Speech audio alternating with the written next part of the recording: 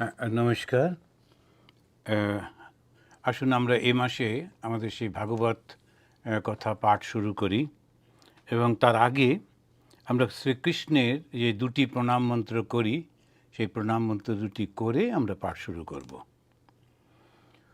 ওম কৃষ্ণায় বাসুদেবায় হরয়ে পরমাত্মনে प्रणतक्लेशनाशाय गोविन्दाय नमो नमः। हे कृष्ण करुणा सिन्धु दीनबन्धु जगत्पते गोपेश गोपिकान्त राधाकान्त नमस्तुते। আমাদের আমরা যে পাঠ পড়ছিলাম, তো গত মাসেই আমরা পড়েছি যে আমাদের রাজা তিনি মৃত্যুর জন্য তৈরি হচ্ছেন। সেটা একটা খুব অসাধারণ। লোকে মৃত্যুকে ভয় পায়, পালাবার চেষ্টা করে, কি করে বাঁচা যায় চেষ্টা করে, কিন্তু এখানে দেখছি যে উনি খুব খুশি হয়ে আবার সমস্ত রেডি হচ্ছেন যে মৃত্যু যখন আসবে তো সেই মৃত্যুযোগ্য যে কীরকমভাবে। তো তিনি একটা ছোট্ট পর্ণকুঠি তৈরি করেছেন গঙ্গার তীরে এবং সেখানে 7 দিনের পর মারা যাবেন সেই দিনটা ওনার জানা আছে, তাই তিনি নিশ্চিন্ত হয়ে সেখানে বসে তৈরি হচ্ছেন কবে মারা যাব। তো তখন প্রচুর সাধু সন্ন্যাসী এসছেন, তাদের মধ্যে বেদব্যাস, নারদ এরাও আছেন, তারা সব এসে সমবেত হয়েছেন। এসবগুলোর পরে আমরা জানি যে সেই রাজা একটা অসাধারণ প্রশ্ন এই ঋষিদেরকে করছেন। প্রথমে মাটিতে মাথা ঠেকিয়ে প্রণাম করছেন। সাধারণত নৃপ রাজা সে মাটিতে মাথা ঠেকাবে না, কেন না সে সবার মধ্যে উন্নত, ওই জন্যে। কিন্তু এখন তিনি আর রাজা নেই, রাজত্বটা তার ছেলেকে দিয়ে দিয়েছেন। ওই দেওয়ার পর এখন সাধারণ মানুষের মতো তিনি রয়েছেন, সেই জন্যে তিনি মাটিতে মাথা ঠেকিয়ে সবাইকে প্রণাম করে খুব খুশি হয়ে বললেন যে আমার এত সৌভাগ্য, আপনাদের একজনকে দর্শন করলেই মুক্ত হয়ে যেতে যায় লোকে, আর আপনারা সকলে কৃপা করে, আমি ডাকিনি, নেমন্তন্ন নেই, তথাপি নিজেরাই আপনারা এসেছেন দর্শন দিতে, এ নিশ্চয়ই আমার অত্যন্ত সুকর্মের ফল। এবং তিনি খুব এত সুন্দর করে বলছেন যে তিনি যে অর্জুনের নাতি, কৃষ্ণের দ্বারা রক্ষিত, এই সমস্তগুলো সবাই জানে, তথাপি তার মধ্যে এই বিনয়টা লক্ষ্য করার মতো। মানুষের যে সংস্কৃতিটা থাকে সেইটি মানুষকে বিনয় দেয়, অহংকার দেয় না। বিদ্যা দদাতি বিনয়ম, এটা একটা অসাধারণ কথা। বিদ্যা বিনয় দান করে, বিদ্যা কখনো অহংকার দান করে না। তো যাদের মধ্যে অহংকার আছে বুঝতে হবে তারা শিক্ষিত বলতে কিছু ইনফরমেশন তাদের কাছে আছে, কিন্তু বিদ্যার আসল ভাবটা তাদের নেই, তারা ঠিক জানে না বিদ্যা কাকে বলে। নানান কোনো একটা বিষয়ে তাদের কাছে ইনফরমেশন রয়েছে, তাতেই তারা অহংকারে মত্ত হয়ে থাকে, কিন্তু বিদ্যা বিনয় দান করে, আর সেটাই হচ্ছে হাইয়েস্ট কালচার।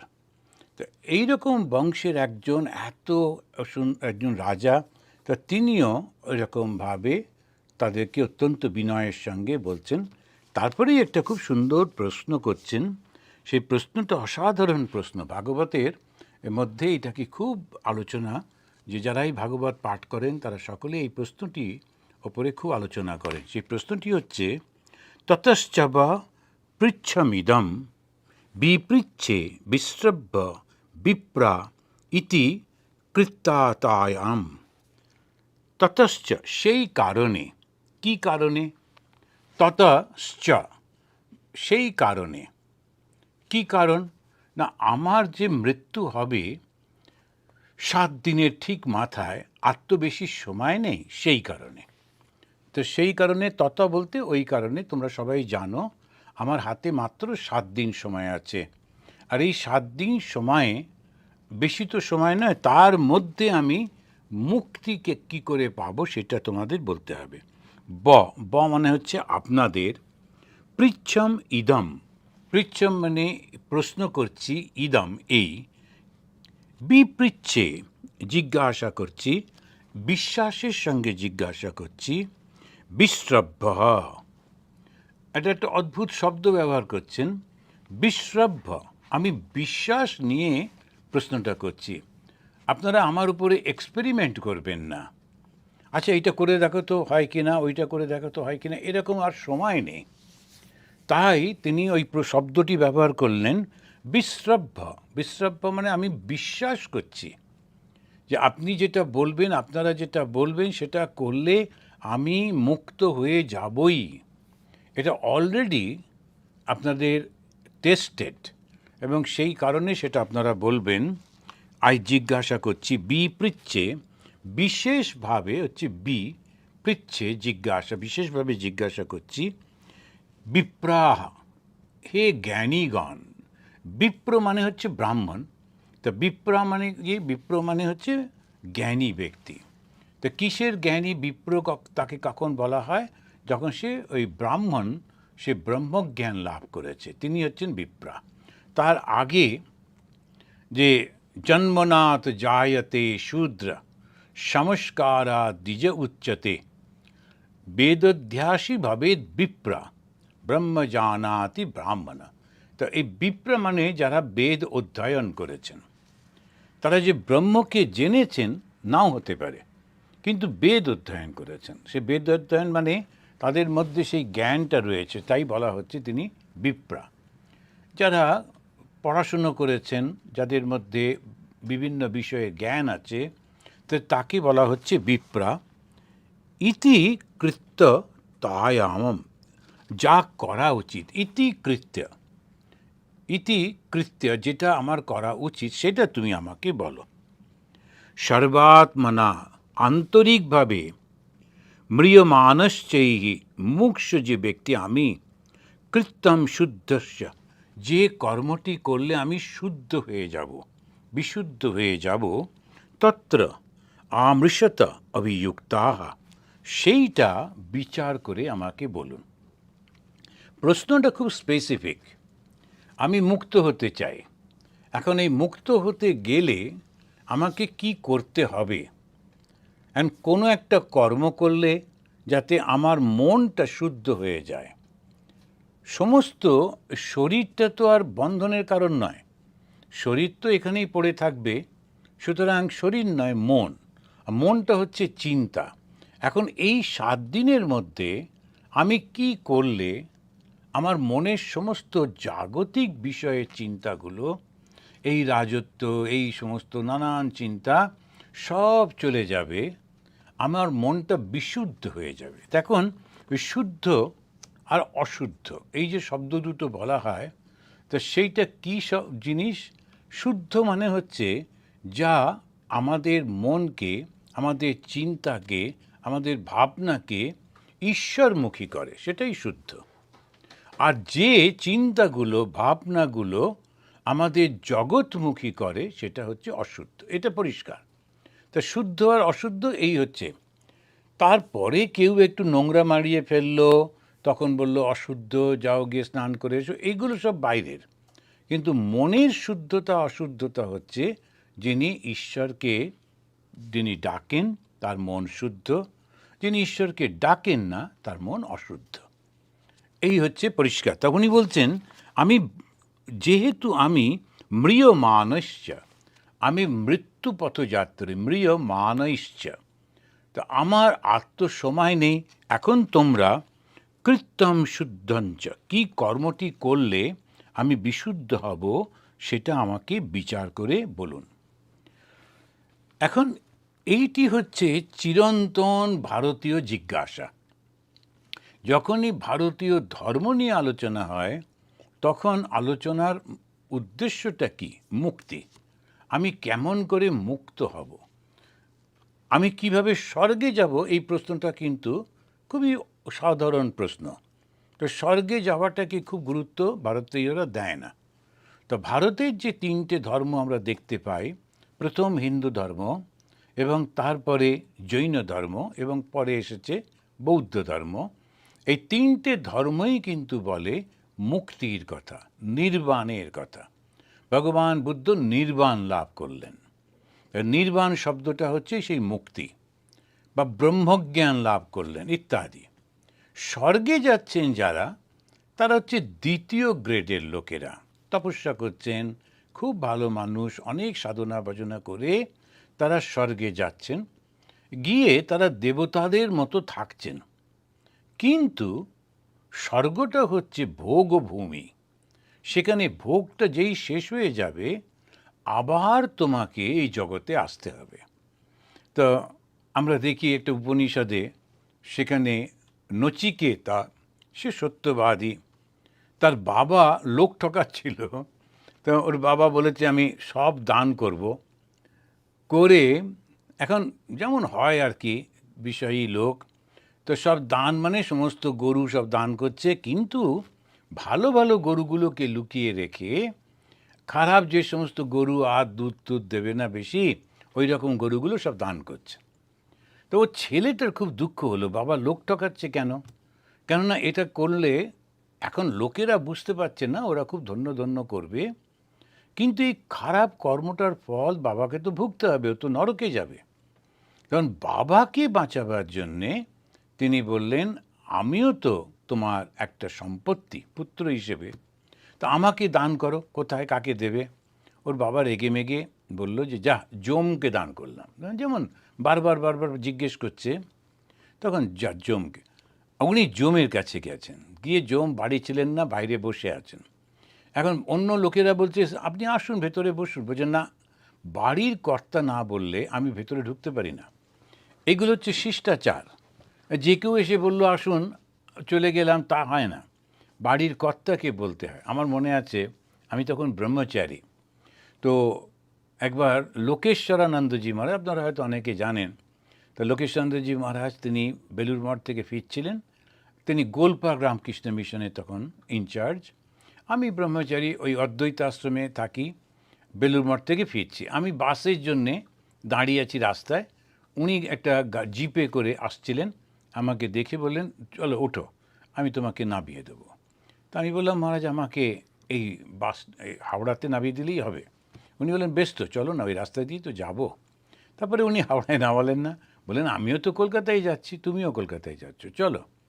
তারপরে আমি বললাম আচ্ছা মহারাজ, তাহলে আমাকে এই কোনো একটা জায়গায় যে আমার জন্যে আপনাকে অত ঘুরে যেতে হবে না। তো উনি বললেন দেখো গাড়ির চাকাটাই তো একটু ঘুরবে, আমি তো আর ঘুরছি না, চলো, করে নিয়ে গিয়ে আমাকে একদম অদ্বৈত আশ্রমের গেটের সামনে নামালেন। তখন আমি ওনাকে বললাম যে মহারাজ আসুন তাহলে আমাদের আশ্রমে। উনি তখন বললেন যে এই আশ্রমের যিনি অধ্যক্ষ, যিনি ইনচার্জ, তিনি বললে তখন আসতে পারি, তুমি বললে তো আসতে পারি না, না, তা তুমি বললে আমার খুব ভালো লাগলো। এই হচ্ছে শিষ্টাচার। যে কেউ একটা নেমন্তন্ন করে দিল আর চলে এলাম, তা উচিত না। তখন আমাদের কেউ কেউ ভক্তরা বেলুর মঠে গিয়ে কেউ কে মহারাজ আসুন বলে কাউকে বলে দিল, আর সে এসে হাজির। এবারে সমস্যাটা হচ্ছে ভক্ত তো বলে দিয়ে চলে এলো, তারপরে তো তার কাজকর্ম রয়েছে, আর ও জানে এখানে আশ্রম আছে, মহারাজরা আছেন, মহারাজ উনি এসে গেছেন, ব্যাস বলে ওকে নামিয়ে দিয়ে চলে। এবার আমাদের এখন একজন সাধু, আমাদের প্রত্যেক আশ্রমে একজন একজন করে, আগে থেকে সব কাজ ঠিক করা থাকে। আগে থেকেই যদি প্ল্যান প্রোগ্রাম থাকে খুব ভালো, না থাকলে তখন ভীষণ অসুবিধে হয়। এসব নানান রকমের, তাকে বলে শিষ্টাচার। আচার আচরণ সেটা শিষ্ট বা শ্রেষ্ঠভাবে করতে হবে, সুন্দরভাবে। তো এইখানে উনি দেখছি উনি বলছেন যে তো আমি এখন বলুন তো কিভাবে আমি করব। তো সেই ওরকম করছে না, সেই গল্পটা যেটা বলছিলাম যে ওই ইয়েতে গেছে জমের কাছে, জম ছিলেন না, ওরা বলল যে ঢুকুন, ও ঢুকেনি। ও যখন এলো, আসার পর বাড়ির লোকেরা এবং মন্ত্রীরা বলছে যে এইখানে যে ছেলেটি বসে আছে ও হচ্ছে ব্রহ্মচারী, এবং ও সংযম অভ্যাস করে, জপ তপ করে, ফলে ওর মধ্যে যে ঈশ্বরীয় ক্ষমতা জাগ্রত হয়েছে, যদি তুমি ওকে অপমান করো ঠিকমতোভাবে ওকে তুষ্ট করতে না পারো, এরপরে শব্দটাই গুরুত্বপূর্ণ, তোমার যাবতীয় সৎ কর্ম ধ্বংস হয়ে যাবে। ফলে তুমি যে স্বর্গে এই যম রাজা হয়ে বসে আছো, ওটা থাকবে না। তখন তোমাকে আবার গিয়ে জন্মাতে হবে। তখন ওখান থেকে বোঝা যায় যে একবার যম হয়েছে মানে সারা জীবন থাকবে তা নয়।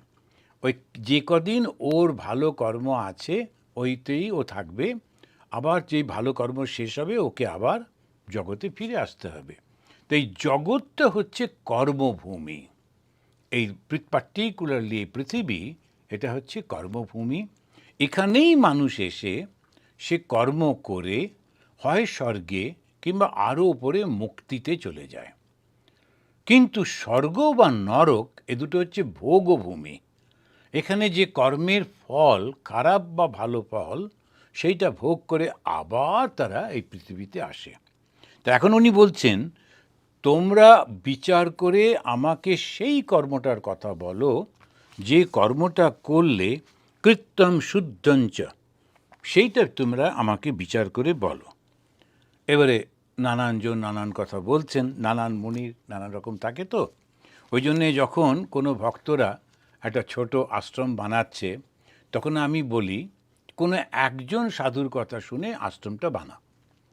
এবারে যখন বেশ কিছুদিন হয়ে যাবে, তোমরা আমাদের ভাবধারাটা বুঝতে পারবে, তারপরে অন্যান্য সাধুদের ডাকো। ওই একই সম্প্রদায়ের সাধু, কিন্তু এক একজন এক এক রকমভাবে কথা বলেন। তো আমাদের যেমন বেলুর মঠে, তো যখন আপনি গেলেন, তো একজন বললেন, এই তুমি দেখছি দিনরাত কাজ করে বেড়াচ্ছ, তা জপ তপ তো করতে দেখি না। আরে এই কাজ করে কি তুমি মুক্তি পাবে ভাবছো? যাও জপ তপ করো, খুব করে জপ করো, যতটা পারবে জপ করো। শুনে খুব ভালো লাগলো।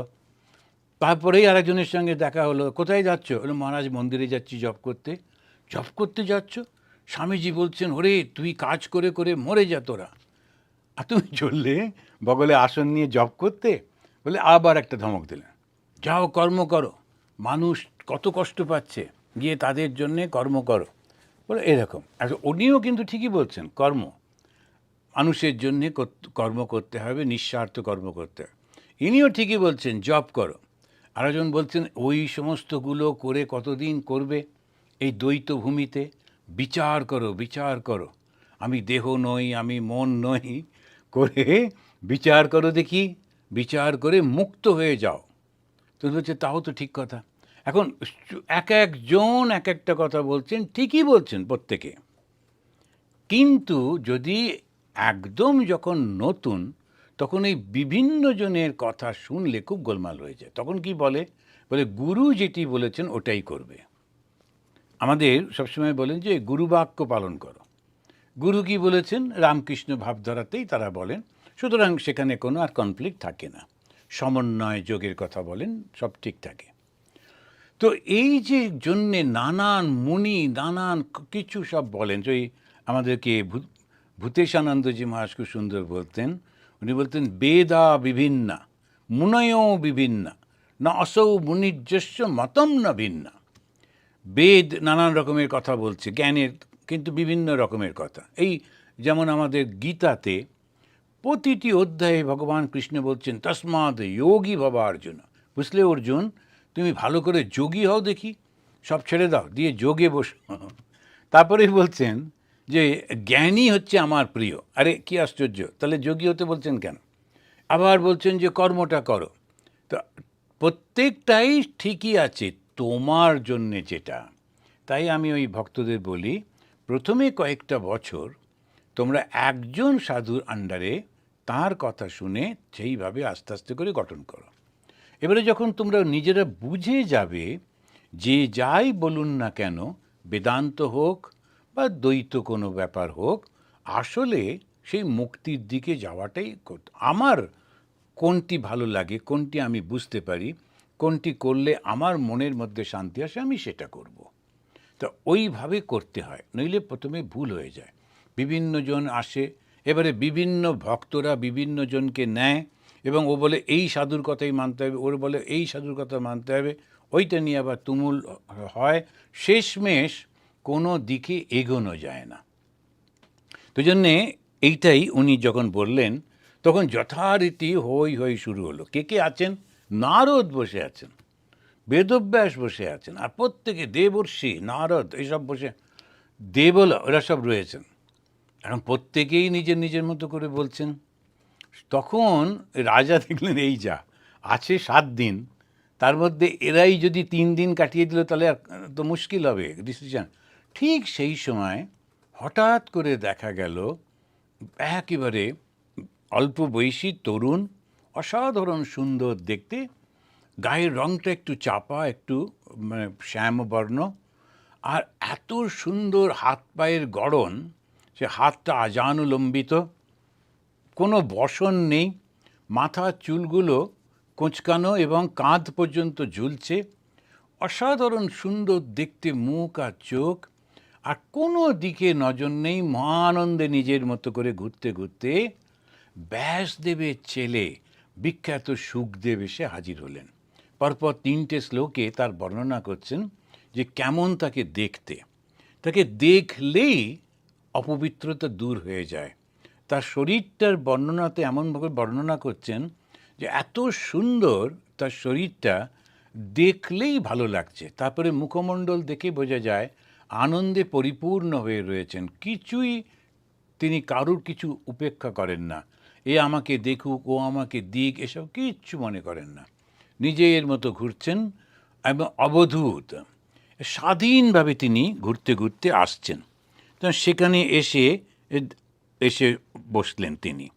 তো যখন উনি এসে ব্যাসদেবের পুত্র এসে হাজির হলেন, কেউ ভাবেনি যে ধ্যান ছেড়ে শুকদেব আসবেন। উনি হচ্ছেন বেদান্তবাদীদের কাছে চূড়ান্ত জ্ঞান। তো জন্মর আগে থেকেই ওনার মধ্যে ওই জ্ঞান, তারপরেতে ওই জ্ঞানে সাধনা করে তিনি সেই শুকদেব, তিনি আসবেন এই সম্মিলনের মধ্যে, সবার মধ্যে এসে বসবেন, এটা কেউ ভাবেনি। তত্র অভবৎ ভগবান ব্যাসপুত্র। ব্যাসপুত্র ভগবান, তিনি কে না, এসে উপস্থিত হলেন যদিচ্ছয়া গাম আমৌন। আমৌন মানে যিনি নিজের মতো নিজের মনের মধ্যে থাকেন এবং এদিক ওদিক ঘুরে ঘুরে বেড়াচ্ছেন, কোনো নির্দিষ্ট কোনো জায়গা নেই, এমনি ঘুরছেন নিজের মনে, যেখানে ইচ্ছা যাচ্ছেন। অনপেক্ষ, তিনি কিছুই চান না। অলক্ষ্যলিঙ্গ, তার কোনো চিহ্ন নেই। যেমন বিভিন্ন চিহ্ন ধারণ করে লোকেরা, যারা শৈবাইট, যারা শিবের পুজো করে, তারা এক ধরনের মাথাতে গায়ে এক রকমের ইয়ে দেখবেন যে ওই চন্দন দিয়ে একটা চিহ্ন এঁকে রাখে। তো যারা শিবের পুজো করে তারা সাধারণত ভস্ম, ওই যে যখন সে যজ্ঞ করার পর যে ছাইটা থাকে, সেই সাদা ছাইটা দিয়ে কপালের উপরে 3টে আঙুল দিয়ে দাগ দেয়, 3টে আঙুলের এরকম দাগ থাকে। তো সেইটা 3টে করে তারা বোঝা যায় যে তারা শিবের ভক্ত। আর যারা বিষ্ণুর ভক্ত তারা একটা ভিয়ের মতো এই কপালের উপরে রাখেন। আবার যারা কালী ভক্ত তারা লাল টিপটা পরেন গোল করে কপালের উপরে। তো এখন এইটা মানে বোঝা যায় যে ইনি হচ্ছেন কালী ভক্ত, ইনি শিব ভক্ত, ইনি বিষ্ণু ভক্ত, এরকম সব ডিফারেন্সগুলো হয়। তো ওরকম কোনো চিহ্ন নেই। কেন না, তিনি নিজের মতো থাকেন এবং নিজ লাভ তুষ্ট, নিজের মনে মনেই আনন্দে থাকেন। অবধূত বেশ। অবধূত মানে কখনো তিনি বস্ত্র পরেন, কখনো পরেন না, শরীরের কোনো তার খেয়ালই নেই, নিজের মনে মনে ঘুরছেন, তিনি এসে উপস্থিত হয়েছেন। এখন এই যে শুকদেব এসে এলেন, তাতে ব্যাসদেবের একটা, আমরা জানি যারা আপনারা রোজ এই একসঙ্গে আমরা এই ভাগবতটা পড়ছি, আমরা জানি যে ভাগবত লেখার পর ভাগবতটা প্রচার করবার জন্যে যিনি লিখেছিলেন সেই ব্যাসদেব, তিনি ওনার ছেলে শুকদেবকেই প্রথম বেছে নিলেন এবং খুব চালাকি করে, বুদ্ধি করে তিনি ওই কাঠুরে যারা কাঠ কাটতে যেত তাদেরকে একটা গান শিখিয়ে দিলেন, ভগবান কৃষ্ণের গান। আর গানটি এত সুন্দর, ওটি শুনলেই মনটা মুগ্ধ হয়ে যায়। বললেন, তোমরা তো এদিক ওদিক ঘোরো এই জঙ্গলের মধ্যে, যখনই কাঠ কাটবে এই গানটা করবে। কাঠুরেরা বলল, আচ্ছা বেশ, তাই করব। ব্রাহ্মণ ঠাকুর মানুষ, উনি বলেছেন, ওরা করে। বললেন, এর যদি কোনো দিন দেখো হঠাৎ করে কোনো গুহা থেকে, কোনো জঙ্গলের ভেতর থেকে একটি পুরুষ মানুষ বেরিয়ে আসে, এসে জিজ্ঞেস করে এই গানটি কার কাছে শিখেছ, তখন আমার নাম বলবে না, শুধু আমার কাছে ওকে নিয়ে আসবে। বললেন, যার কাছে শিখেছি চলুন তার কাছে নিয়ে যাই। তো উনি তার কাছে নিয়ে এলে, তারপরে আমি তখন দেখে নেব। তো ওই সুখদেব কোথায় আছেন উনি জানতেন না, কিন্তু ওই জঙ্গলেই আছেন সেটা জানতেন, ওই পাহাড়ের কোনো গুহার মধ্যে। তো একদিন সত্যি সত্যি ওই গান শুনে উনি বেরিয়ে এসে যখন জিজ্ঞেস করলেন, তখন বললেন, চলুন যিনি রচনা করেছেন, শিখিয়েছেন আমাদের, তার কাছে। উনি এলেন। আসার পর দেখলেন যে ওনারই পিতা ব্যাসদেব। এই ব্যাসদেবের কাছে উনি তখন বললেন, আমাকে এটা শিখিয়ে দাও। ব্যাসদেব বললেন, শেখাতে পারি, কিন্তু জগতে এটা তোমাকে ব্যাখ্যা করতে হবে। বলে পুরো ভাগবতটা উনি ওকে শিখিয়েছিলেন। তা ব্যাসদেব ভাগবত রচনা করলেন, করে পুরো ভাগবতটা তার পুত্রকে প্রথম শেখালেন। তো এই পুত্রকে কেন শেখালেন? তার কারণ তখনকার দিনের সমাজে দ্বৈত ভাবটা কেউ নিত না, সব অদ্বৈত ভাবে সাধনা করত। এবারে সাধারণ কেউ যদি দ্বৈত ভাবের কথা বলে, তখন তারা ওকে মানবে না। সেই জন্যে অদ্বৈত ভাবের মধ্যে যিনি শ্রেষ্ঠ সন্ন্যাসী, সেই শুকদেবের মুখ দিয়ে দ্বৈত সাধনার কথা তিনি বলছেন। এবং উনি জানতেন কোন জায়গাতে কখন এটি বললে কাজে হবে। তার কারণ ভগবান কৃষ্ণ শরীর ত্যাগ করেছেন, কলিযুগ এসে গেছে, চতুর্দিকে কলির লক্ষণ দেখা যাচ্ছে, মানুষের মধ্যে হাহাকার উঠেছে, কীরকম সব মানুষগুলো পাল্টে যাচ্ছে, ভদ্রতা নেই, তাদের মধ্যে সেই চেতনা নেই, শুধু শরীরের ভোগ, শুধু খাওয়া আর ওই নানান রকম করা। এই সমস্ত চতুর্দিকে দেখে ঋষিরা শঙ্কিত হয়ে পড়েছে, এটা কি হচ্ছে, কেন মানুষ এরকম হয়ে যাচ্ছে, পশুর মতো ব্যবহার করছে কেন? তার কারণ ওদের মনের মধ্যে দেহবোধ এত প্রবল হয়ে গেছে যে পশুর মতোই সমস্ত কিছু ব্যবহার, ওদের লজ্জা টজ্জা আর কোনো কিছু নেই। এই কারণের জন্যে এই দ্বৈত ভাবটা খুব প্রয়োজন, কেননা অদ্বৈত ওরা নিতে পারছে না, ওদের পক্ষে নেওয়া সম্ভব নয়। তাই ওদের মতো করে কারুর জীবনে দিতে হবে। সেইটা নারদের উপদেশে বেদব্যাস রচনা করলেন, শুকদেবের মুখ দিয়ে এইটা প্রচার করাচ্ছেন। তাহলে যারা জ্ঞান মার্গী তারাও এটা মেনে নেবে, কেননা শুকদেব যখন বলছেন তখন জ্ঞান মার্গীরাও নিতে পারে। এই শুকদেবকে সেখানে প্রতিষ্ঠা করছেন। আর শুকদেবও সেই কারণে এই রকম যখন বাবার কাছে কথা দিয়েছিলেন, তিনি এসে হাজির হচ্ছেন, নিজের ইচ্ছাতেই এসেছেন এবং এসে ওইখানেতে পৌঁছেছেন। এখন তাকে বলা হচ্ছে ভগবান। তা শুকদেবকে ভগবান বলা হচ্ছে কেন? কেন ওর মধ্যে 6টা ঐশ্বর্য ছিল, 6টা গুণ ছিল। সেই জন্যে 6টা গুণের মধ্যে একটা হচ্ছে ঐশ্বর্য। এখন ষড়ৈশ্বর্য বলে, সেই সমস্ত ঐশ্বর্যগুলো ওনার মধ্যে ছিল। বীর্য ছিল, বীর্য মানে তার মধ্যে একটা আধ্যাত্মিক শক্তি ছিল, যেটা অন্য ঈশ্বর দর্শন না করলে বা ব্রহ্মজ্ঞান লাভ না করলে তাদের মধ্যে হয় না। যশও ছিল, তার মধ্যে তাকে দেখলে তার প্রশংসা করবে না এমন কেউ ছিল না, এমন তার মধ্যে সেই শক্তি ছিল। যশ, তার মধ্যে শ্রী ছিল, জ্ঞান ছিল এবং বৈরাগ্য ছিল। এই ছয়টা যে শক্তি তাকে বলা হয় ভগ। এই 6টা ভগ ছিল বলেই ভগবান। আমরা যখন যাকে তাকে ভগবান বললে হবে না, তাকে এই 6টা গুণের অধিকারী হতে হবে। যখন আমরা বলি ভগবান শ্রী রামকৃষ্ণ, শুধু যে আমরা রামকৃষ্ণের অনুসারী বলেই তাকে ভগবান বলি তা না, এই 6টা গুণ তার মধ্যে প্রমাণিত, সেই কারণেই তাকে ভগবান বলা হচ্ছে, যাকে তাকে ভগবান বললে হবে না। তো এই 6টা গুণ ওর মধ্যে ছিল, এবং তাই তাকে বলা হচ্ছে ভগবান। তো সামনে এবারে ভগবান সুখদেবকে দেখে মৃত্যুপথযাত্রী পরীক্ষিত এই প্রশ্নটিই তাকে করলেন। উনি দেখলেন বাবা এ তো মহা মুশকিল, এই এতজন মুনি এত রকম বলছে, আমি কোনটা করি, সময় চলে যাচ্ছে, উনি ছটফট করছেন।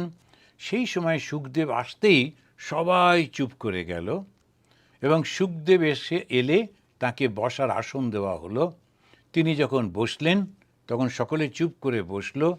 একটা পরিবেশ সৃষ্টি হলো যেখানে ওই মৃত্যুপথযাত্রী রাজা গিয়ে ওখানে প্রশ্নটা করলেন। প্রশ্নটা শুনে উনি খুব খুশি হলেন। সুখদেব খুব খুশি হয়ে বলছেন, বরিয়ান এষতে প্রশ্ন। এখানেই ওই আমাদের দ্বিতীয় খণ্ডটা শুরু হচ্ছে। এটা প্রথম প্রশ্ন। বরিয়ান এষতে প্রশ্ন। আপনার এই প্রশ্নটা অত্যন্ত গরিয়ান। কেন গরিয়ান? খুবই খুবই দামি প্রশ্ন করেছেন, অত্যন্ত মূল্যবান একটি প্রশ্ন করেছেন। কেন না, এই প্রশ্নটির মাধ্যমে যে উত্তরটা আসবে সেটা জগতের কল্যাণ হবে। জগৎ বলতে ওই সাধারণ মানুষ, যে মানুষগুলো কলির প্রভাবে মিথ্যে কথা বলা, চুরি করা, অন্যকে ঠকানো, নানান রকম খারাপ কাজ করা, খারাপ কাজকে অ্যাপ্রিসিয়েট করা, এই সমস্তগুলো তারা করতে থাকে। তা আমি আজকাল তো বাঙালিদের একটাই কথা যে কি ভয়ঙ্কর হয়ে গেছে, কি ভয়ঙ্কর হয়ে গেছে। এখন সেই কারণে একজন এসেছিলেন কলকাতা থেকে, এসেই প্রথম কথা, আর বলবেন না বাঙালিরা আমরা শেষ হয়ে গেছি। তো এখন তখন আমি বললাম, দেখুন এই যে প্রবৃত্তি, এই প্রবৃত্তি রামচন্দ্রের যুগ থেকেই তো রয়েছে, তাই তো সীতাহরণ হয়েছিল। এখন এই সমস্তগুলো প্রবৃত্তি থাকবেই, কিন্তু এই প্রবৃত্তিটাকে দমন করে রাখতে পারলেই মানুষের সমাজটা সুন্দর থাকে। এই রকম ঘটনা ঘটে না এরকম না, এটা খুবই নিষ্ঠুর ঘটনা ঘটেছে বটে, কিন্তু আগেও ঘটেছে সারা ভারতবর্ষে নানান জায়গায়, পৃথিবী জুড়ে চলছে। এই নয় যে একটাই শুধু বাঙালিরাই করে, না সেরকম না, সবাই এই বিভৎসতা। তো বাঙালিদের মধ্যে কেন এতটা ধাক্কা লেগেছে? কেন অত্যন্ত কালচার্ড একটা জাত, অত্যন্ত কালচার জাতের মধ্যে এটা বড় আন্দোলন ফেলে দিয়েছে, আলোড়ন তুলেছে। আবার কিছু লোক এটাকে নানান রকম ভাবে। তো শুধু বাঙালিদের দোষ দেবেন না। এইবারে লক্ষ্য করে দেখুন যে দুটি ছেলে মেয়ে বাড়িতে বড় হচ্ছে এবং তাদেরকে বলা হচ্ছে তুমি হচ্ছে ভাই, এ হচ্ছে বোন। এই ভাই ফোঁটার ব্যবস্থা আমাদের সমাজে রয়েছে। কেন? ছোট্টবেলা থেকে মনের মধ্যে ঢুকিয়ে দেওয়া হচ্ছে ওই হচ্ছে তোমার বোন, তোমাকে ওকে রক্ষা করতে হবে, আর এই হচ্ছে তোমার ভাই, ভাইয়ের জন্য তুমি প্রার্থনা করবে, খুব করে ভাইকে ভালোবাসবে। দুটি নারী আর পুরুষ একই বাড়ির মধ্যে বড় হচ্ছে, কিন্তু কেউ কাউকে নারী পুরুষ বলে ভাবে না। তারা ওই ভাই বোন, শরীর তো পুরুষের, শরীর তো নারীর, কিন্তু কখনো না। কেন? কেননা ওই মনের মধ্যে ওই সুন্দর ভাবটা ঢুকিয়ে দেওয়া হয়েছে। আমাদের এই যে রামায়ণে বলা হচ্ছে যে যখন একটা গয়না দেখিয়েছেন, যে কানের একটা বোধহয় কোনো দুল, তখন লক্ষ্মণ বলছেন দাদা আমি জানি না, রামচন্দ্রকে বলছেন, কেননা আমি তো কোনো দিন সীতা মার মুখের দিকে তাকাইনি। কিন্তু যখন পায়ের নুপুরটা পাওয়া গেল উনি চিনতে পারলেন, বললেন আমি তো এই নুপুরটা দর্শন করতাম যখন সীতামাকে প্রণাম করতাম। বৌদি, দাদা স্ত্রী, তাকে এত সম্মান করা হচ্ছে রামচন্দ্রের যুগ থেকে। এই মানসিকতা, আমি তার মুখের দিকে তাকাবো না, শুধু চরণ দুটি দেখি। এই যে ভাবগুলোই মানুষের মধ্যে দেবত্বটা রাখে, মানুষকে পশুত্ব থেকে বাঁচায়। আমাদের বাড়িতে দেখবেন লক্ষ্য করে, মা, মাসিমা, পিসিমা, কাকিমা, এই মা শব্দটা যুক্ত করে দেওয়া হয় সবার সঙ্গে। কেন করা হয়? ওই মা শব্দটাই তার মধ্যে এই পশুত্ব ভাবটা আসতে দেয় না। তো প্রতিটি কালচারের পেছনে অনেক রকমের চিন্তা ভাবনা থেকে, বহু দিনের অভিজ্ঞতা থেকে করা হয়। তো কিছু লোক তারা হঠাৎ করে এসে বিদেশি কিছু চিন্তা ভাবনা নিয়ে তারা বললেন সব কিছু পাল্টে দাও, এগুলো ধর্মীয় জিনিস, মানুষকে দুর্বল করে দিচ্ছে, মানুষ নেশাগ্রস্ত হয়ে যায় বলে সব তুলে মুলে দিলেন। দিয়ে এখন চেঁচামেচি করছেন তাকে কে কাকে রক্ষা করবে?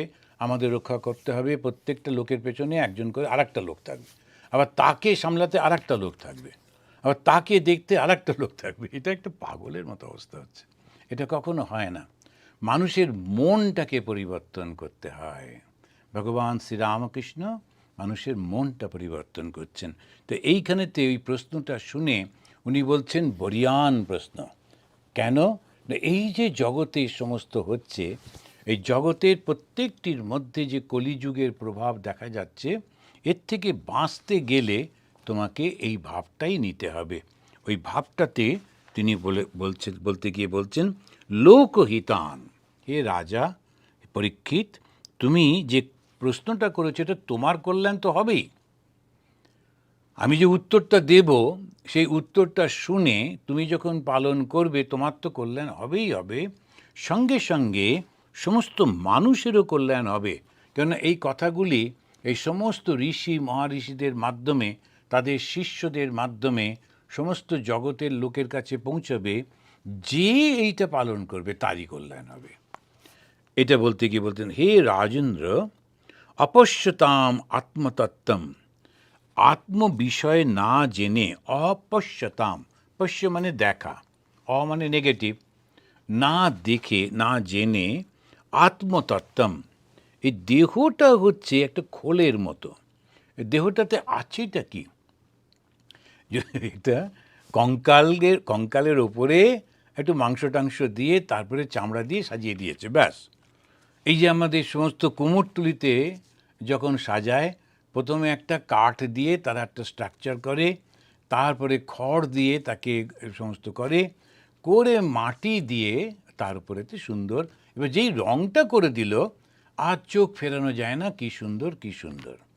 আমাদেরও শরীরটা ভগবান করেছেন ওই একেবারে কুমোরটুলির লোকগুলোর মতো। তিনি আমাদেরকে ওই একটা হাড় দিয়েছেন, হাড়ের উপরে ওই মাংস টাংস দিয়ে পরে একটা সুন্দর একটা চামড়া দিয়ে রং করে পাঠিয়ে দিয়েছে। এর কখনো কখনো যদি একটু অন্য রকমের রং দেন তখন লোকগুলো একটুখানি দুঃখিত হয়ে থাকে, কিন্তু এই সমস্তটাই হচ্ছে এই পর্যন্ত। আর এইটাকে নিয়ে যারা ভুলে থাকে, হে রাজেন্দ্র, অপশ্যতাম আত্মতত্ত্বম, এটা তো একদিন পড়ে যাবে, মরে যাবে, পুড়ে যাবে, নষ্ট হয়ে যাবে, কিন্তু এর ভেতরে যে চেতনাটা আছে, এর ভেতরে যে আত্মা রয়েছে, যেই চেতনাটা যাকে আমরা প্রাণ বলি, সেটা থাকার শক্তিতে আমরা ঘোরাঘুরি করতে পারি, কত কিছু করতে পারি। তো সেইটা আমরা খুব ভুলে গেছি। অত্যন্ত কষ্টকর জীবনযাপন করতে হয়। দেখো না, তারা রাত্রির বেলায় তারা ঘুমিয়ে, ওটা হচ্ছে 2 নম্বর মন্ত্রে বললেন। তৃতীয়তে বলছেন এরা রাত্রে ঘুমিয়ে আর দিনের বেলায় অর্থ উপার্জনের জন্যে সমস্ত সময় ব্যয় করে, কখনো আত্ম বিষয়ে কোনো কিচ্ছু নিয়ে চিন্তা ভাবনা করে না। যখন মন্দিরে যায়, যখন ধর্মীয় প্রতিষ্ঠানগুলোতে যায়, তো সেখানেও তারা যায় একটা উদ্দেশ্য নিয়ে, যাতে আমার এই জিনিসটি ইচ্ছাটা পূর্ণ হয়, ভগবানকে লাভ করব, ভালোবাসবো, তাকে জানবো, আমি কে সেটাকে জানবো, এই চিন্তাটাই তার মধ্যে আসে না। সে শুধু যখনই সে মন্দিরে যায়, সেভাবে আমার যেন কোনো ক্ষতি না হয়, আমার যে ইচ্ছাটা আছে সেটা যেন পূরণ হয়, আমি যেন ওই পরীক্ষায় পাশ করি, আমি যেন ওই চাকরিটা পাই, আমার যেন এই মামলাটায় জয়লাভ হয়, এই সমস্ত করে সে যায়। কিন্তু কখনোই ভগবান তোমাকে আমি দেখতে চাই এই ভাবটা তার থাকে না। তো সেটা বলতে গিয়ে বলছেন, তেষাম প্রমত্ত নিধনম পশ্যন অপি না পশ্যতি, চোখের সামনে বারবার দেখছে কত লোক মারা যাচ্ছে, তার পূর্বপুরুষেরা একের পর এক সব মৃত্যুপথে চলে যাচ্ছে, তবু না ও দেখতে পায় না। জানো, এই পশ্যন অপি না পশ্যতি, দেখে কিন্তু দেখে না। এই রকম যে জগতের অবস্থা, এই জাগতিক অবস্থা থেকে সে বাঁচবে কি করে? তখন ওটা বলতে গিয়ে তিনি বলছেন, হে ভারত, মুমুক্ষু ব্যক্তিগণের নিকট সর্বান্তর্যামী সর্বনিয়ন্তা ভগবান শ্রীহরি সর্বদাই শ্রবণ কীর্তন ও স্মরণের বিষয়। 5 নম্বর মন্ত্রে তিনি এসে বলছেন এইটাই হচ্ছে আসল, জানো। তো এই যে ভারতবংশীয় রাজা, আসল হচ্ছে এবারে তোমাকে সেই ভগবানের স্মরণ মনন করতে হবে। দেখুন বেদান্ত সে বলে যে তুমি হচ্ছে আত্মা, আত্মাকে জানতে হবে। এখন আত্মাকে জানতে গেলে তখন কি না, আমি এই দেহ নই, আমি এই মন নই, আমি বুদ্ধি নই, আমি ইন্দ্রিয় নই, এইরকম একটা মানসিক চিন্তার মধ্যে দিয়ে তোমাকে চলতে হবে। আর সেটা যদি করতে যাও তোমার সমস্ত জাগতিক কর্ম চলে যাবে। এবারে সংসার করব, বাড়ি আছে, ঘর আছে, চাকরি আছে, ব্যবসা আছে, অথচ আমি জ্ঞান পথের, ওটাতে খুব ভুল হয়, নিজেকে ঠকানো হয়। যখন আমি বলছি যে আমার দেহ নেই, মন নেই, তাহলে আবার চাকরিটার কি দরকার, সংসারটাই বাই কী করে হয়, পয়সার জন্যে আবার ব্যাংকের নানান রকমের চিন্তা ভাবনা কেন করছো তুমি? একমাত্র যারা সর্বত্যাগী তারা এই বেদান্তের জ্ঞান মার্গে যেতে পারে, কিন্তু যারা তা নয় তাদের জন্য জ্ঞান মার্গ নয়। এটা খুব খুব ভুল হয়ে যায়, যারা বিভিন্ন বক্তৃতা শুনে খুব উৎসাহিত হয়ে ওইটাকে নিজের জীবনে অ্যাপ্লাই করবার চেষ্টা করে, খুব ভুল হয়ে যায়। স্বামী বিবেকানন্দ বেদান্তটাকে জগতের মধ্যে ছড়িয়ে দিলেন, কিন্তু ছড়িয়ে দেওয়ার সময় তিনি বলছেন কীরকমভাবে আমি দিচ্ছি, বেদান্তের যে এই অসাধারণ জিনিসটি, সেটিকে আমি the abstract knowledge that I soak in the syrup of devotion, আমি এটাকে এই যে মিষ্টির মধ্যে দিয়ে ডুবিয়ে নিই, তারপরে I fry it on the pan of karma, এবং কর্মের মাধ্যমে I distribute in such a way that even a child can digest it. আমি ব্রহ্ম, আমি ঈশ্বর, এটা ডাইজেস্ট করা, হজম করা শত সোজা কথা নয়। বেশিরভাগ সময় হিপোক্রেট, বেশিরভাগ সময় অহংকারী, সে আমি সব করতে থাকে, কিন্তু ভেতরে তার কিচ্ছু নেই, চিন্তার মধ্যে কিচ্ছু নেই। সেজন্য ওটা ভীষণ ভুল জিনিস।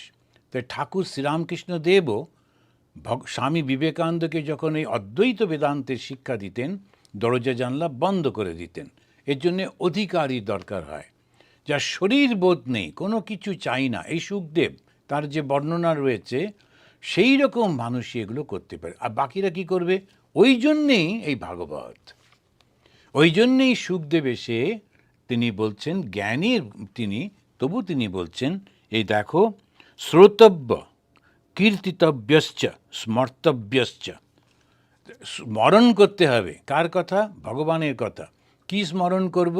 তার অসাধারণ গুণগুলোর কথা, তার অসাধারণ কর্মগুলোর কথা স্মরণ করতে থাকব।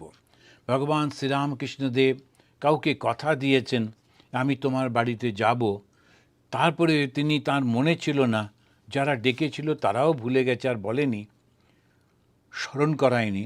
মাঝ রাত্রিরে ঘুম থেকে উঠে তার মনে পড়েছে, তিনি একটা হ্যারিকেন নিয়ে সেই পুরো ওই দক্ষিণেশ্বরের মাঠটা পেরিয়ে তাদের বাড়িতে গিয়ে তাদের দরজায় পা রেখে বললেন, আমি কথা দিয়েছিলাম আসবো, আমি এলাম, বুঝলে, তোমাদের বাড়িতে এসেছি। এই যে আমরা দেখছি তার জীবনের মধ্যে, তার মানে কি? কথা রাখতে হবে, কথা দিয়েছো, কথা রাখতে হবে। সেই কথাটা কখনো ভাঙতে নেই, কোনো একটা কারণ দেখিয়ে ভাঙতে নেই, কথাটা রাখতে হয়। তো এই যে সেটাই হচ্ছে ধর্ম। এটা যেই পালন করবে, এই যে সমাজের সাধারণ মানুষ যে যেখানে যে কর্তব্যটাই করছে, তারা যদি সেই কর্তব্যটাই ঠিক মতো করে, তখন দেখবেন সমাজটা পাল্টে যাচ্ছে, সবাই সুন্দর হয়ে যাচ্ছে। কিন্তু প্রত্যেকেই ভাবছে আমি একটু চালাকি করলে কি, বা বাকিরা তো করছে, কিন্তু সেটা হয় না। একজন রাজা, সে বলেছিল, একটা পুকুর খুঁড়েছি আমার মায়ের নামে, মা মারা গেছেন, এই পুকুরেতে জল থাকবে না, শুধু দুধ থাকবে। তা প্রজাদের বললেন, তোমরা সবাই এসে এক ঘটি করে দুধ নিয়ে আসবে, দেবে এতে। তো সবাই ভাবছে আর দুধ দিয়ে মানে কত লোক দুধ আনবে, আমি এক ঘটি যদি জলই দিই তাতে কি আর হবে। পরে দেখা গেল সকালবেলায় পুরোটাই একেবারে জলে ভর্তি। সকলেই ওইটাই চিন্তা করেছে, আমি তো শুধু এক ঘটি জল দিচ্ছি, বাকিরা তো দুধই দেবে, তা আমার জলটা বোঝা যাবে না। কিন্তু দেখা গেল সবাই ওই মিথ্যাটা করেছে। তো এখন এই মিথ্যা যদি আমরা করি সমাজে, সকলকেই ভুগতে হবে। দুধের বদলে তখন জলই হবে।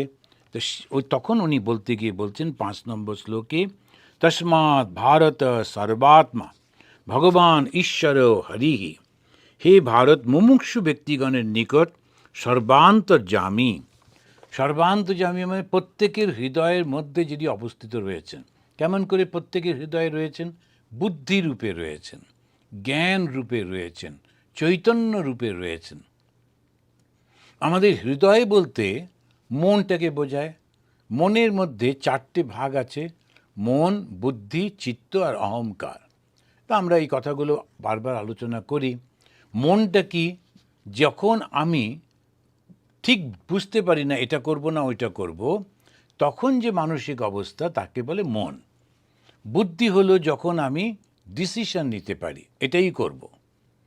আর ওই বুদ্ধির ওপরেই চৈতন্যের বা চেতনার আলোটা এসে পড়ে।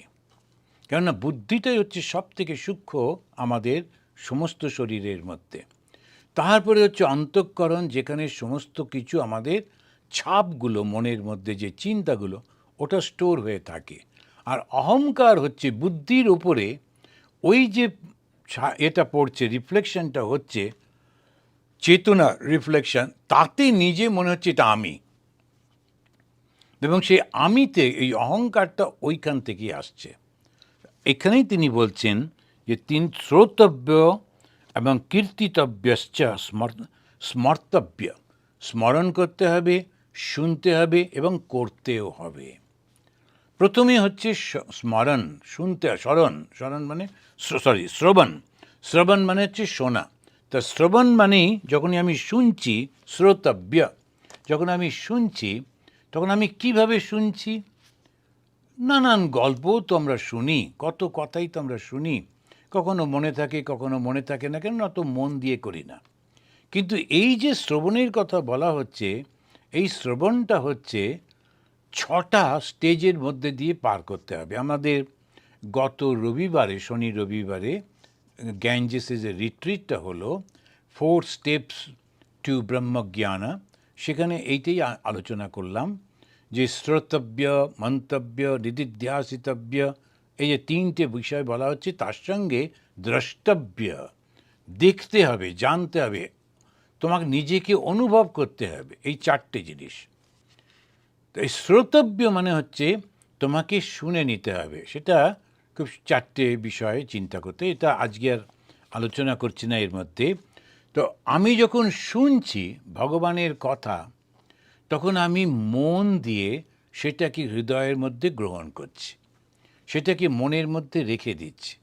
মনের মধ্যে রেখে তখন সেইটি আমি করব। তারপরেতে তার যে কীর্তিগুলো রয়েছে, তার যে সমস্ত কর্ম ভগবানের, সেই শ্রবণ কীর্তন করতে হবে। ভগবান শ্রীরামকৃষ্ণদেব বলছেন সদা সর্বদা তার নাম গুণ কীর্তন করতে হয়। ভগবানের গুণটা যখন আমরা কীর্তন করি, সেই গুণগুলো তখন আমার মনের মধ্যে সদা সর্বদা থাকে। আর সেই গুণগুলো যখন আমার মধ্যে এসে যায়, তখন আমি ট্রান্সফর্ম হয়ে যাই সেই ভগবানে, সেই ঈশ্বরে। তো এইটা আমরা শুধু নামটা করলে হবে না, নামের সঙ্গে সঙ্গে ভগবানের গুণ এবং কীর্তন। আমি বলি যে দেখো, আমরা যে রামকৃষ্ণদেবের ভক্ত, তো রামকৃষ্ণদেবের গুণটা কি? এক কথায় বলতে গেলে ভালোবাসা আর নিঃস্বার্থপরতা। শ্রীরামকৃষ্ণদেবের সমস্ত জীবনটা যখন আমরা দেখি শুধু ভালোবাসা আর নিঃস্বার্থপরতা। তিনি কিচ্ছুটি চান না, তার কোনো স্বার্থপরতা নেই। তার নাম, যশ, প্রতিপত্তি, অর্থ কিচ্ছু না। তখনকার দিনে বিখ্যাত লোকেরা, ধনীরা সব তার কাছে আসতো, কিন্তু কখনো তাদের কাছ থেকে কিচ্ছু চাইতেন না, কোনো কিচ্ছু তার প্রয়োজন হতো না। কিন্তু তিনি যখনই দেখতেন একটি ভালো মানুষ, তার কাছে ছুটে ছুটে যেতেন, তাকে ঈশ্বরীয় কথা তাকে বলতেন, শোনাতেন। তিনি বিদ্যাসাগর মশাইয়ের কাছে গিয়ে তাকে বলেছিলেন, তোমার মধ্যে এত গুণ রয়েছে, তোমার মনটা এত নরম, তুমি মানুষের দুঃখ দেখলে তোমার চোখে জল আসে।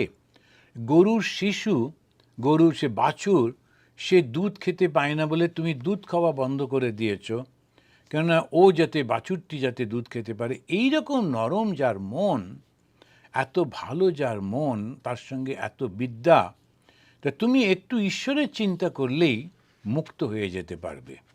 তো বিদ্যাসাগর মশাই শুনেছিলেন, কিন্তু অতটা গ্রহণ করেননি। বিদ্যা ছিল, বুদ্ধি ছিল, কিন্তু ঈশ্বরীয় বিষয় সম্পর্কে ধারণা ছিল না।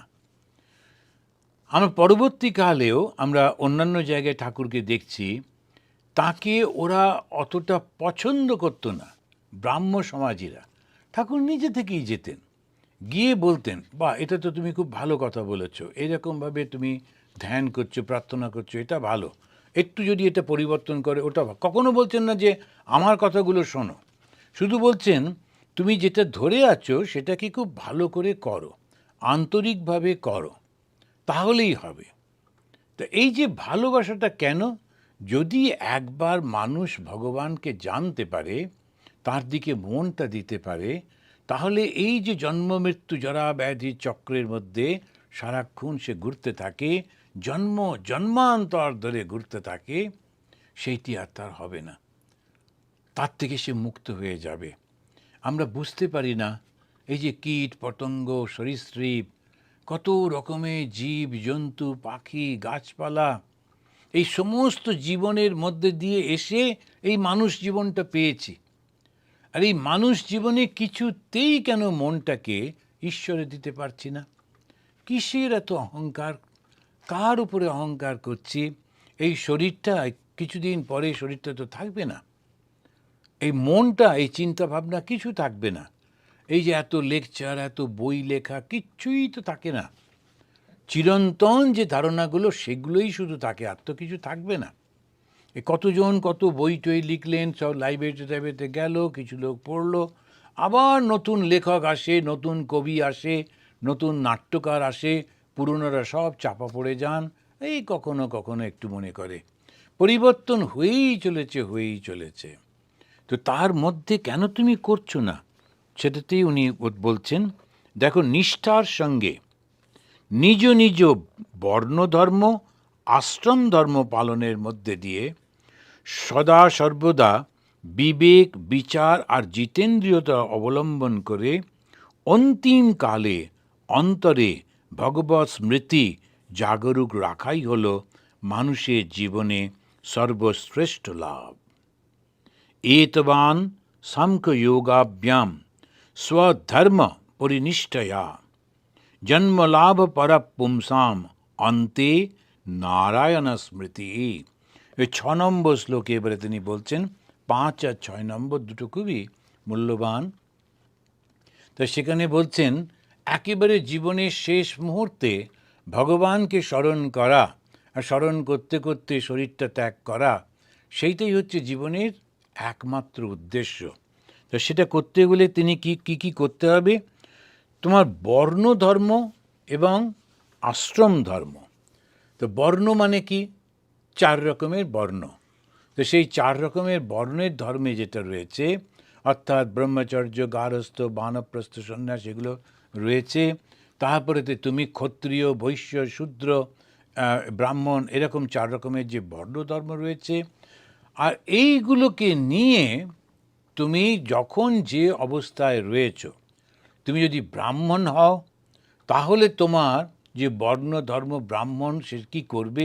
এই ভাগবতেই পরিষ্কার করে বলছেন, সে প্রত্যেককে ধর্ম শিক্ষা দেবে, নিজে ধর্ম পালন করবে, বদলে সমাজ তাকে যেটুকু অর্থ দেবে, খাদ্যবস্তু দেবে, তাতেই তুষ্ট হয়ে থাকবে। জগতে কোনো কিছুর দিকে তার কোনো আকর্ষণ থাকবে না, হচ্ছে ব্রাহ্মণ। এবং সমস্ত বুদ্ধি বিচার শেষ ভগবানের চিন্তাতে দেবে, মানুষের কল্যাণে দেবে। তারপরে ক্ষত্রিয় একটা এরকম বর্ণ করছেন। আর আশ্রম ধর্ম, যে গৃহস্থ, তার যে 5 রকমের যজ্ঞ করতে হয়, পঞ্চমহাযজ্ঞ রোজ সে করবে, যে দৈবযজ্ঞ, ঋষিযজ্ঞ, নৃযজ্ঞ, ভূতযজ্ঞ, পশুযজ্ঞ, এরকম করে সমস্ত 5টা সে করবে। করবার পর ভগবানকে স্মরণ করতে করতে তার যদি মৃত্যু হয়, তখন সে মুক্ত হয়ে যাবে। তা আমরা আজকে এই পর্যন্তই শেষ করব, পরে আমরা এনার যে উপদেশগুলো পরপর দেখব কেমন করে ধীরে ধীরে ধীরে ধীরে আমাদের মনটাকে সেই শ্রী ভগবানের কাছে চরণে নিয়ে যাচ্ছেন। এখন এই পর্যন্ত যেটা দেখলাম, যেখানে রাজা পরীক্ষিত তিনি তার মৃত্যুর সময়ে কোনো ভয় না পেয়ে যে কটা দিন তিনি পেয়েছেন হাতে, সেই কটা দিনই তিনি ইউটিলাইজ করছেন। 7 দিন তো 7 দিনই। এরপরে আমরা দেখব আর একজন, তাকে বলা হয়েছিল কয়েক ঘন্টা তোমার হাতে আছে, ওই কয়েক ঘন্টাতেই সে মুক্ত হয়ে গেছিল। এমনভাবে ঈশ্বরেতে সে মনটা, ব্যাকুলতাই হচ্ছে আসল, যে আমার আর কোনো কিছু চাই না, আমাকে তুমি এইভাবে মুক্ত করে দাও। যখনই সে ব্যাকুল হয় তখন ঈশ্বরই তাকে মুক্ত করে দেন। আজকে এখানেই থামি, 3 বার শান্তি বলে আমরা শেষ করব। ওম শান্তি শান্তি শান্তি। হরি ওম তৎসৎ।